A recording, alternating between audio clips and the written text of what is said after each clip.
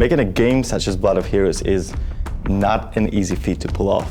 It requires a lot of effort, a lot of determination, and a whole team of very qualified and talented people. For me, it was interesting to create a brutal world that emphasized the competitive nature of the game. Basically, I was trying to imagine what would the afterlife of Scandinavian warriors look like. When you get killed, for example, in a fight or in a war, your guiding feeling about it would be, "You assholes." Well, I mean, you get angry.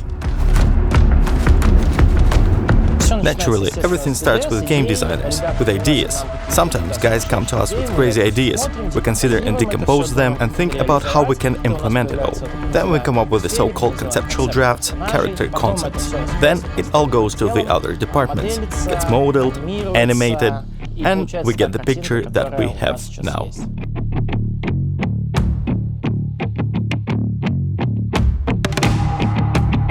The basis of our visuals is animation. Everything you see in the game, swings, punches, lunges, dodges, dashes and falls are all played by actors. All of the movements were designed based on the lore, the character background, design and how we wanted them to move in the game. One of our most complex and, well, interesting, unconventional systems is the animation system. It's some under-the-hood magic inside the Unreal Engine that our programmers, technicians and animators came up with and created. It's pretty cool, witty and simple in a good way. This is our very first project of such magnitude, so I feel like we've stumbled upon every possible bump on our way here. But you gotta fix whatever you gotta fix, even if it means going back to square one and recreating the whole core combat system from scratch. We're trying to make a class system where every player can find a playstyle to their liking. You want to play support? You can play support. You want to play tank and be in the first line of attack?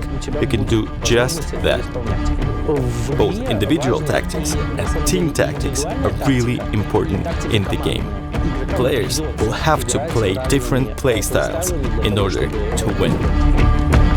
We constantly listen to our players and we're constantly trying to make our game better. Our players want more content from the game, but at the same time, we're working on bringing in more transparency to the core combat system so that our players do not just spam light and heavy attacks in a desperately trying to win one, but they actually understand what is going on in the core combat system, and in such a manner they can come up with more ingenious tactics and better strategies. We're gonna do our best to make Blood of Heroes the best game it can possibly be.